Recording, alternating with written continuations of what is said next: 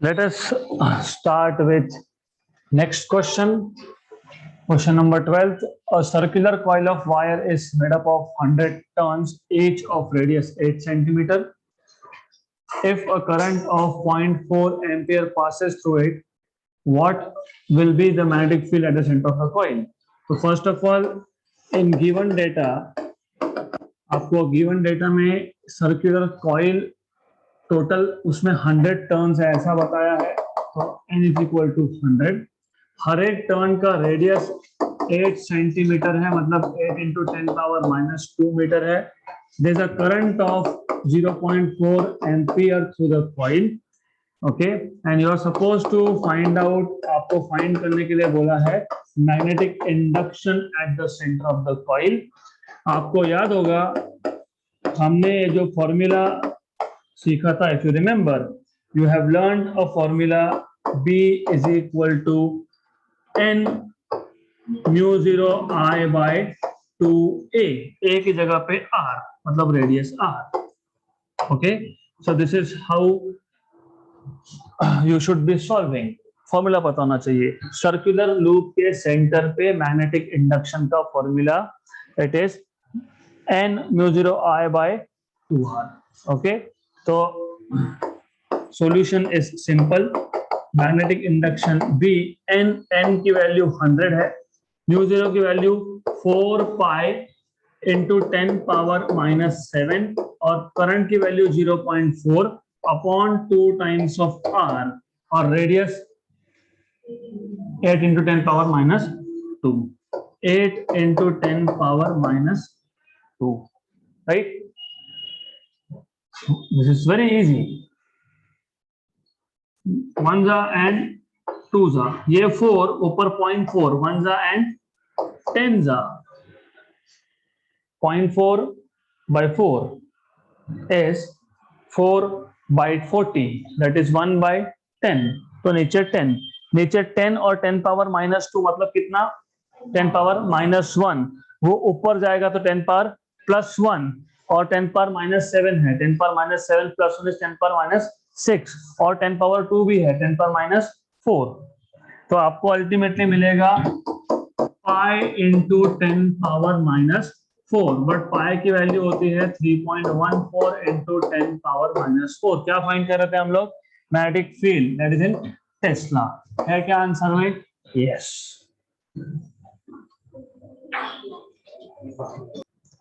Next question. A moving coil galvanometer has been fitted with a rectangular coil having 50 turns and dimensions 3 cm cross 5 cm. The radial magnetic field in which the coil is suspended is of 0.05 Weber per meter square. The torsional constant of the spring is 1.5 × 10⁻⁹ Newton meter per degree. Obtain the current required to be passed through the galvanometer so as to produce a deflection of 30 degrees. अगर आपको moving coil galvanometer याद है तो हमने moving coil galvanometer में यहाँ पे हमारे पास इलेक्ट्रोमैग्नेट था. अगर आपको याद होगा north pole and south pole. इसमें आपने एक लूप, रेक्टेंगुलर लूप रखा था and below this was a phosphor bronze helical spring, right? जैसे ही आप इसमें से करंट पास करोगे और इसको ऑफ कोर्स ऊपर आपने हैंग करके रखा है, as soon as you pass current there acts a torque on this. torque मतलब two equal and opposite forces. तो you should know this. जैसे ही आपने यहां से करंट पास किया, A B साइड पे फोर्स एक्ट होगा which is coming out, B C पे फोर्स एक्ट होता नहीं है, C D साइड पे फोर्स एक्ट होता है गोइंग इनसाइड और D A पे फोर्स एक्ट होता नहीं है. So this coil starts rotating और इसके ऊपर एक पॉइंटर था जो डिफ्लेक्ट होगा बिकॉज ऑफ रोटेशन, और ये जो एंगल है that is angle of deflection, और वो एंगल आपको यहाँ पे बताया है.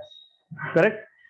Then I told you in such cases there are two torques involved. एक जो कॉइल को डिफ्लेक्ट करवाएगा that is deflecting torque, और deflecting torque was given by NBAI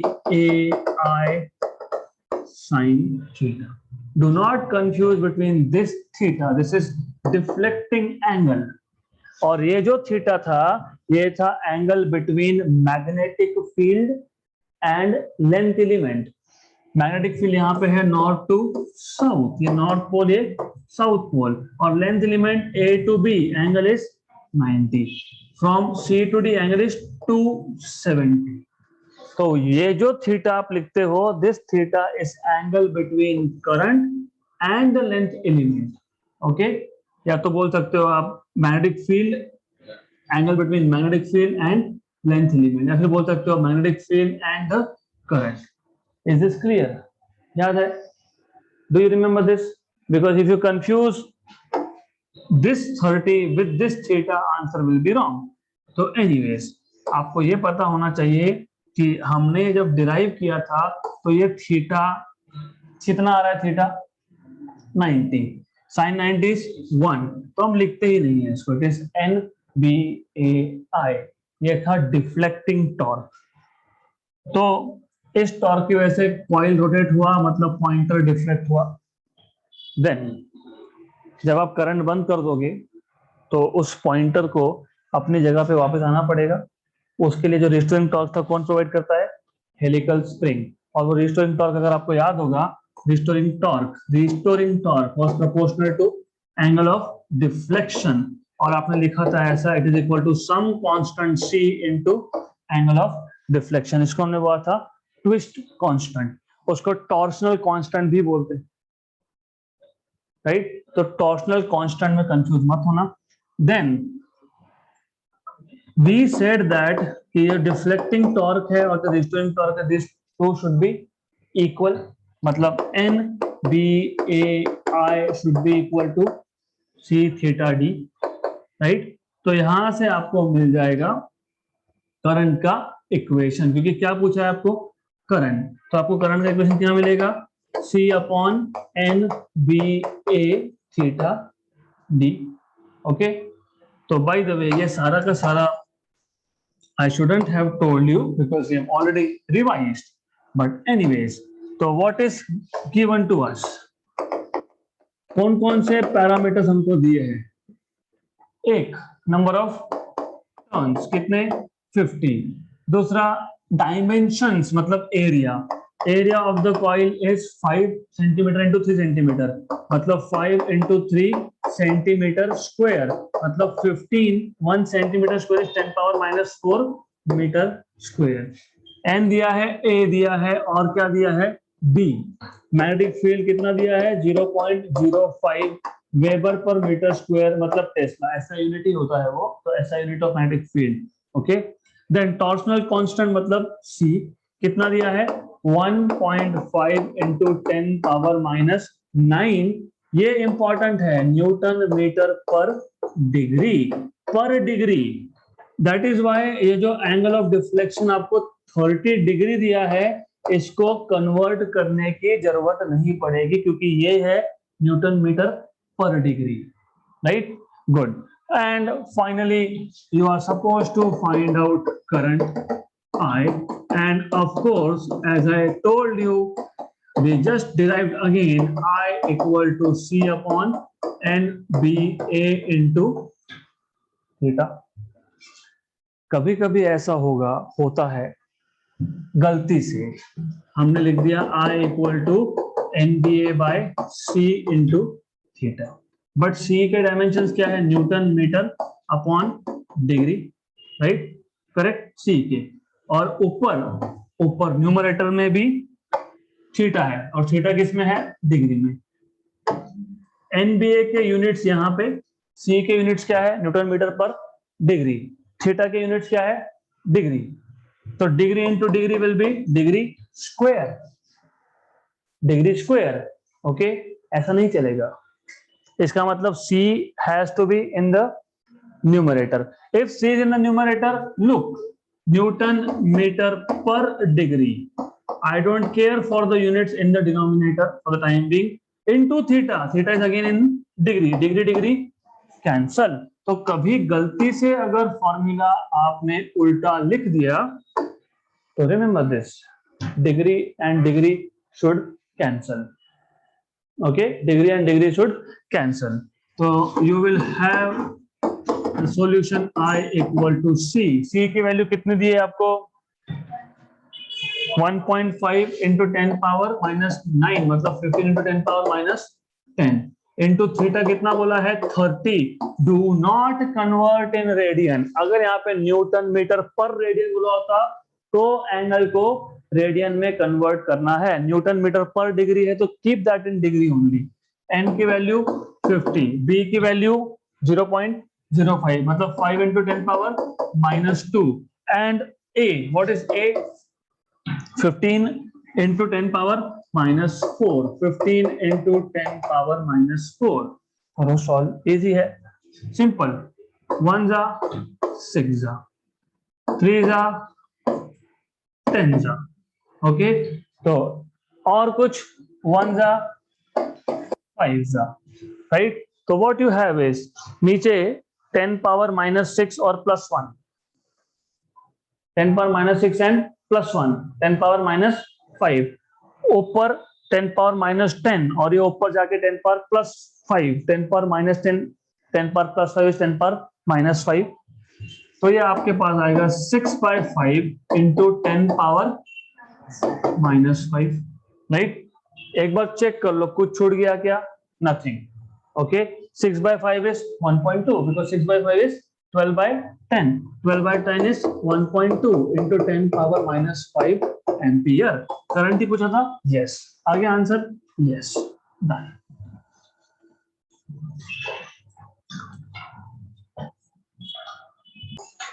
next question. Solenoid of length, solenoid. पिछले एग्जाम्पल में solenoid कहीं पे भी ये वर्ड यूज नहीं किया गया था, तो रिमेंबर जब सोलेनॉइड बोला हो तभी सोलेनॉइड लेना. तो solenoid of length pi metre. So in the given quantities you have been given length of solenoid as pi meter and 5 centimeter in diameter. So diameter of solenoid is 5 centimeter, which means radius of solenoid is 2.5 centimeter, which is 2.5 into 10 power minus 2 meter. You may not need it, but दिया है तो लिख लेते हैं, देखते हैं. Has winding of 1000 turns. तो number of turns is 1000, मतलब 10 power 3, and carries a current of 5 ampere. I की value 5 ampere. Calculate the magnetic field at its center along the axis. So you are supposed to find out magnetic field due to the solenoid, and of course I expect that you remember formula. Magnetic field at the center of solenoid was μ0 n I. याद है क्या? Solenoid के centre पे winding की वजह से, winding में current है, उसकी वजह से मैग्नेटिक फील्ड प्रोड्यूस होता है. At the centre along the axis it is μ0 ni, where n is number of turns per unit length. Small n is capital N by L. Okay, तो आ गया formula. आपको field define करना है, तो simple solution, extremely simple question. तो B equal to μ0 n by Li. What is μ0? 4 pi into 10 power minus 7, and n number of turns कितने? 10 power 3. Length is pi. Current is how much? 5. हो गया, question solve. Cancel cancel. You see 5 into 4 20. 20 मतलब 2 into 10. 20 is 2 into 10. 10 power 1 और 10 power 3. 10 power 4 into 10 power minus 7 minus 3. तो 2 into 10 power minus 3 Tesla है क्या? Yes.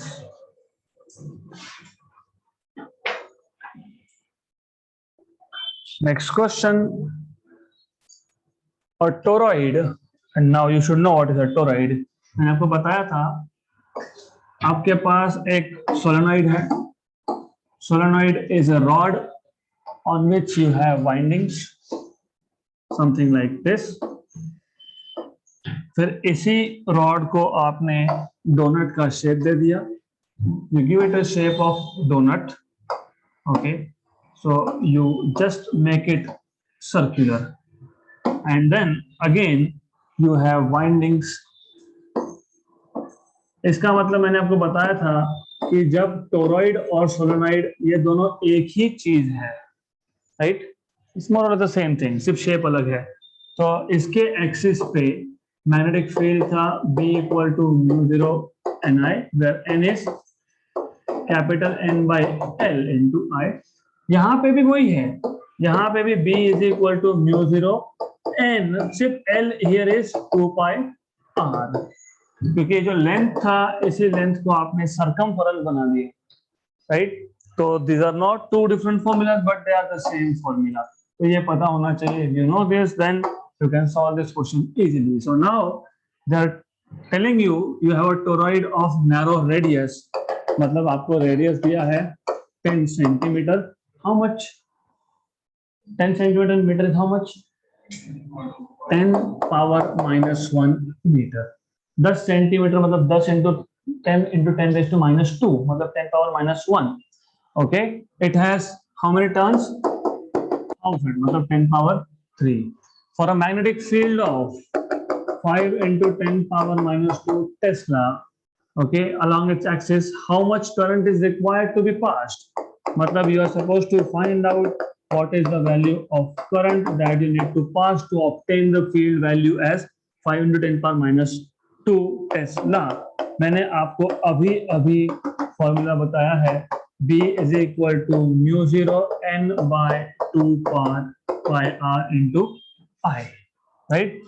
You are supposed to find out I। B की value कितनी है? 5 into 10 power minus 2। mu 0 की value कितनी है? 4 pi into 10 power minus 7। N की वैल्यू कितनी है? 10 power 3। और करंट तो फाइंड ही करना है upon 2 pi R। 2 pi R कितना है? 10 पावर माइनस 1 रेडियस, 1 जा 2 जा। ओके, देन इफ यू सी ये 10 पावर माइनस 1 यहां जाएगा, 10 पावर माइनस 3, तो 5 into 10 पावर माइनस 3।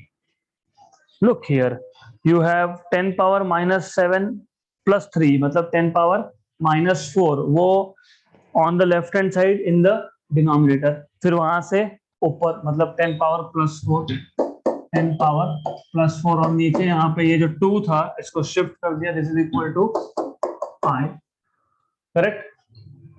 ये 1 जा, ये 2.5 जा, 10 power minus 3 and plus 4 is 10, 2.5 into 10 is 25, तो current is 25 ampere, 25 ampere. Done. Next question, good question। A wire loop of the form shown in the figure carries the current I। तो first of all loop कौन सा है पहले वो समझ लो। This is the loop, ऐसा फिर ऐसा, ओके। ये जो अंदर का जो भी कुछ लिखा है that is not part of the wire, okay. वो सिर्फ आपको बताया कि हाँ ये रेडियस R है, P ये ऊपर का जो आर्क है उसका सेंटर है, एंगल 90 बनता है, तो ये बताने के लिए है। So first of all understand what is given to you, okay. A wire loop of the form is shown in the figure, it carries a current I, तो इसमें करंट I है। Obtain the magnitude and direction of the magnetic field at point P, ये जो central point है P, उस पे उस point पे आपको मैग्नेटिक फील्ड का मैग्नीट्यूड और डायरेक्शन पूछा है। Question is very important and very easy, but be careful here. तो सबसे पहले ऐसा काम करते हैं, we give some names to this, A point, B point, C point and let us take D point। मतलब पहले मैं इस पूरे वायर को दो पार्ट्स में स्प्लिट करूंगा। क्यों स्प्लिट करना है? क्योंकि आपको पता है in case of arc magnetic induction का फॉर्मूला अलग है, if you remember, mu 0 by 4 pi I by R into theta. अगर नहीं याद होगा तो याद दिला देता हूं, हमने वो रिवाइज किया था few days back. I mean, not even few days back. So if you do not remember, you have to go through this. Okay. So do you see mu 0 by 4 pi I by r into theta? Right? And for a straight line, mu 0 4 pi 2i by r. So first of all, you must know this. आपको ये पता होना चाहिए that straight line का magnetic field का formula अलग है और arc का magnetic field का फॉर्मूला अलग है. That is why you have to split this into two parts. So case one, magnetic field for arc ADB, arc ADB. Okay, so let us take this arc ADB. यहाँ draw कर देता हूँ.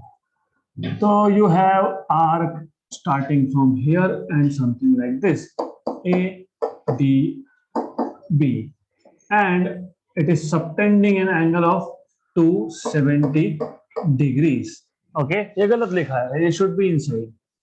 ये 270 गलती से बाहर लिख दिया उन्होंने. Doesn't matter. That is they're telling you angle. So angle is 270, and this is radius of the arc is r. Correct? अभी मैंने फॉर्मूला बताया आपको. इन दिस केस मैं मान लेता हूं ये केस 1 है तो ये 1 है, मतलब this wire is wire number 1. तो magnetic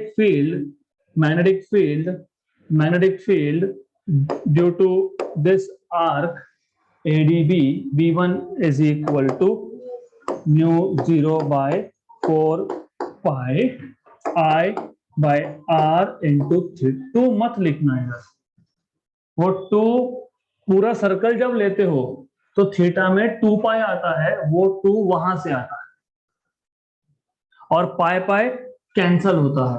तो सेंटर ऑफ द सर्कल पे म्यू 0 I by 2r बचता है. मैं आपको ये बता रहा हूं कि अगर पूरा सर्कल होता तो mu 0 by 4 pi I by r theta आता 360 डिग्री, मतलब 2 पाई कैंसल, 1 जा 2 जा. So that is why you say at the center of the circle magnetic induction due to a circular loop is mu 0 I by 2r. तो directly 2 मत लिख देना यहाँ पे. इफ यू राइट 2 देन इसका मतलब जितना उसका वैल्यू आप डबल काउंट कर रहे हो. So do not do that anyways. तो ये आपको पता होना चाहिए. Then how much is the angle here? 270 मतलब 3 पाई बाय 2. तो mu 0 by 4 pi I by r. अभी यहाँ पे रेडियस के लिए कैपिटल R यूज किया है तो हम भी कैपिटल R यूज कर लेते हैं. Capital R. थीटा इज 270 मतलब 3 pi by 2. Pi cancel. Okay, so this is cancel मत करो. Why not? I will tell you. Because if you see the final answer 4 pi दिख रहा है तो डोंट कैंसल. और 3 पाई बाय 2 की पहली टर्म दिख रही है तो कम से कम पहला इक्वेशन तो सही है. राइट नाउ ठीक है, हमको मैग्नीट्यूड मिल गया. This is magnitude. What about direction? Current is going clockwise. Do you remember right hand thumb rule? If the curled fingers give you direction of current, then thumb gives you direction of current is going like this. So magnetic field will go inside. मतलब I will be putting up a cross here. It is going inside. It is going inside the plane of the board. Correct? ये हो गया part 1. अब जो part 2 है, मतलब case number 2 है, it is easier. Case number 2, provided you understand the concept. Now, case 2 is for line BCA. Case number 2, line BCA. Now, आप अगर अच्छे से देखोगे इसको तो ये BCA लाइन है and if you see you have a right angle triangle. So you have a right angle triangle, something like this. Okay, does it look like? More or less it looks like a right angle triangle. ये है B, ये है point P, ये है point A, ये है point C. this is 90, this is r, and this is also r. Radius and radius r and r, correct, right? अब some books, some solutions will tell you कि ये hypotenuse है, which is true. अगर ये 90 है तो ये hypotenuse है, तो ये right angle triangle है, तो ए बी साइड का लेंथ कितना होगा? R square plus R square 2r square का रूट, मतलब कितना? Under root 2r, under root 2r, under root 2r, और फिर हम यहां से एक परपेंडिकुलर बाइसेक्टर ड्रॉ कर देंगे. तो इसका मतलब ये टोटल अंडर रूट 2r था, तो ये होगा अंडर रूट 2r का हाफ, मतलब r बाय रूट 2, करेक्ट. फिर पहले आप r बाय रूट 2 निकालो, फिर ये फाइंड करो, फिर आप बोलोगे जो ट्राइंगल है, कौन सा triangle? PCB, it is again a right angle triangle. फिर r square equal to this PC square plus r by root 2 का स्क्वायर, ये सॉल्व करके मिलेगा आपको पीसी. तो पीसी चाहिए क्यों? क्योंकि आपको क्या निकालना है? Magnetic field. कहाँ पे? पी पॉइंट पे. और अगर आपको याद होगा, होना भी चाहिए, स्ट्रेट लाइन के केस में, when you have straight line, if you have a straight wire, magnetic field at P is given by mu 0 by 4 pi 2i by r, correct. मतलब ये डिस्टेंस लगता है हमको, दिस डिस्टेंस यू नीड. कौन सा distance? PC distance you need. सिर्फ orientation अलग है, ये ऐसा दिखाया है वहां, दैट्स इट.